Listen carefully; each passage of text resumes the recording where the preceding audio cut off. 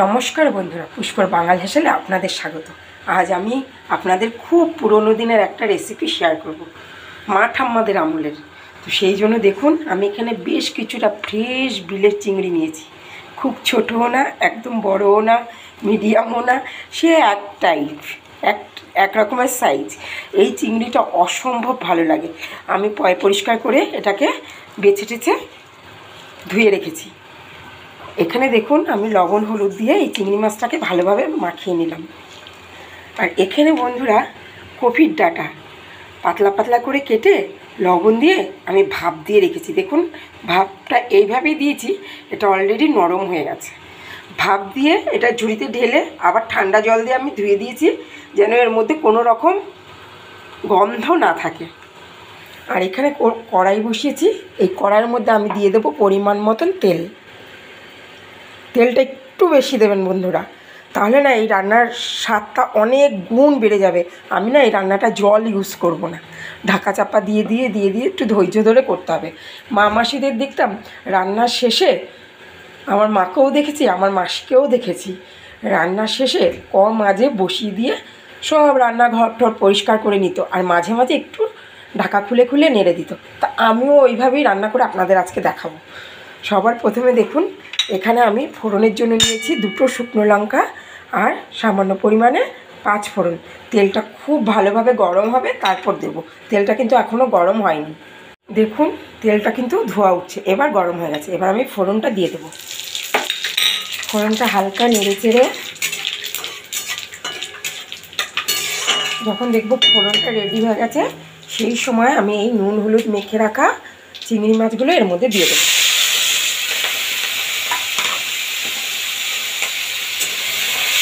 হালকা তেলে নেড়ে চেড়ে নেবো, খুব বেশিক্ষণ না, তাহলে কিন্তু মাছটা শক্ত হয়ে যাবে।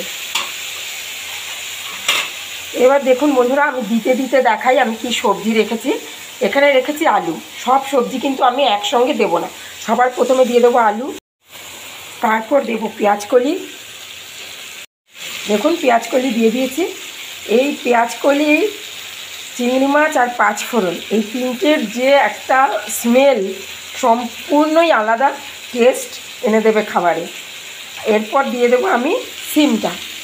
আমি এগুলো একসঙ্গে কেন দিইনি সেটার কারণও আপনাদের বলবো। তারপর বন্ধুরা দিয়ে দেবো চেরা কাঁচা লঙ্কা। আপনারা যে যেমন ঝাল খাবেন সেইভাবে দিয়ে দেবেন। এরপর দিয়ে দেবো আমি সেদ্ধ করে রাখা কপির ডাঁটা, দিয়ে ভালোভাবে এটাকে মিশিয়ে নেব। খুব ভালোভাবে মিশিয়ে নিয়েছি। এরপর দিয়ে দেবো পরিমাণ মতন লবণ। আর ডাঁটাটা সেদ্ধ করার সময় কিন্তু আমি সামান্য পরিমাণে লবণ দিয়েছিলাম, তাই সেটা বুঝে লবণ দেবেন। এবার আমি ঢাকা চাপা দিয়ে এটাকে ধিমে আঁচে হতে দেবো, আঁচটা কমিয়ে দিয়ে। দেখুন, সবজিটা কত সুন্দরভাবে মজে গেছে, আমি এখনও কিন্তু কিছু দিইনি।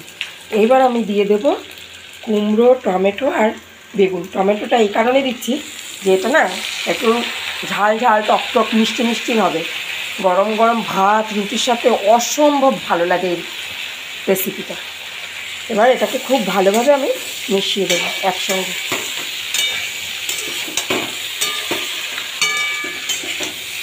আরও কমে যাবে এটা যদি আমি আগে আগে দিয়ে দিতাম না, তাহলে বেগুনটা কুমড়োটা একদম গলে ঘেটে যেত, ভালো লাগতো না খেতে। সেই জন্য আমি এইভাবে দিলাম। লবণ তো বন্ধুরা আগেই দিয়ে দিয়েছি। এবার দিয়ে দেবো পরিমাণ মতন হলুদ গুঁড়ো আর সামান্য লঙ্কার গুঁড়ো, এটা এর ওপরে দিয়ে দেবো। দিয়ে ভালো করে মিশিয়ে দেবো।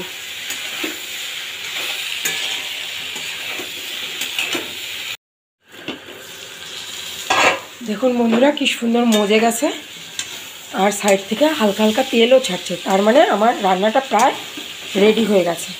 এইবার আবার একটু নিচে ধরে ধরেও গেছে। আমার ছোটো মেয়ে বলে এই সবজিগুলো নাকি একটু ধরা ধরা হলে নাকি টেস্ট লাগে, বলে তাহলে জলটা পুরো টানে তো মা, তাহলে বেশি টেস্ট লাগে। সেই জন্য আমি একটু এইভাবে রান্না করার চেষ্টা করি।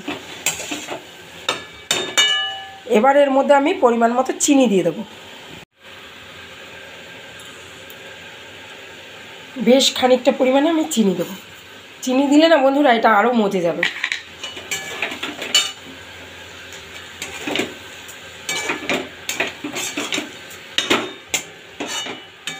দেখেছেন এখনও আমার কুমড়ো বেগুন কি সুন্দর রয়েছে, এই জন্য আমি পরে দিয়েছি।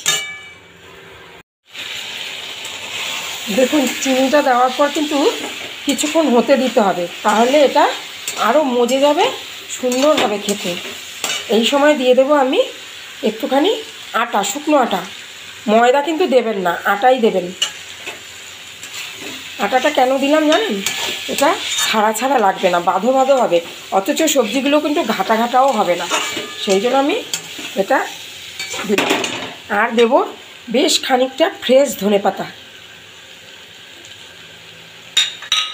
কি বন্ধুরা, দেখে জিভে জল আসছে তো, গরম ভাতের সাথে গরম গরম আটার রুটির সাথে ও যা লাগবে না। একদম রেডি হয়ে গেছে আমাদের চুনো মাছ দিয়ে কফির ডাঁটার চচ্চড়ি। পরিবেশন করে বন্ধুরা আমি আপনাদের দেখাচ্ছি। পরিবেশনের জন্য একদম রেডি হয়ে গেছে আমাদের কুচো চিংড়ি দিয়ে কফির ডাঁটার চচ্চড়ি। গরম গরম ভাত রুটির সাথে পরিবেশন করুন এইভাবে বানিয়ে।